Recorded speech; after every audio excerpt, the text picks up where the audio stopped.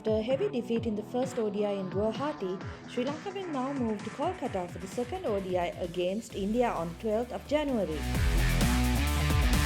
The big guns were back with a bang for India in the first game, with Rohit Sharma and Virat Kohli both getting big runs as the hosts racked up 373 after being put into bat. Every one of the Indian batters came out there with clear intent to go after the bowling, and it worked for them as Sri Lanka seemed to have no answer for much of their innings.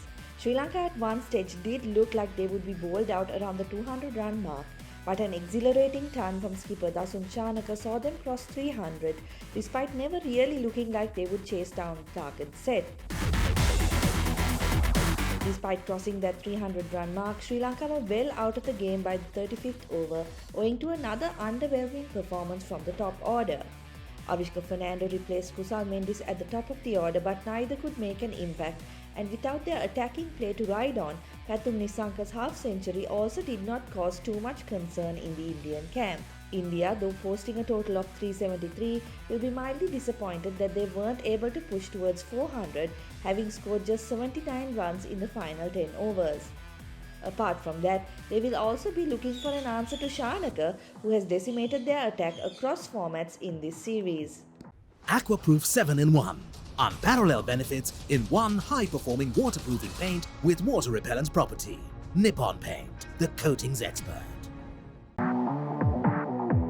Despite the loss, it's hard to see Sri Lanka making any changes to their batting, but there may be a thought of bringing Mahesh Theekshana back into the lineup as a containing option with the ball. India is likely to go unchanged in the second game, having had a comprehensive win to kick off the ODIs. They will be looking to close out the series on Thursday before the last game on the 15th. In tracks as flat as the ones India have produced in this series, the top order has to fire for Sri Lanka to get any sort of competitive total on the board, and you would have to think the onus will fall on Mendis and Fernando to get them off the flyers. Though the pair are unlikely to open together, they will have a big role to play if Sri Lanka want to set India big totals or chase them down.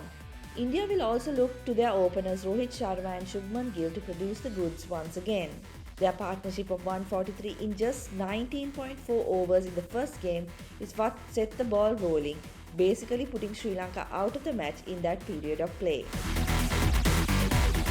Expect another run fest at the Eden Gardens, especially if India manage to bat first again.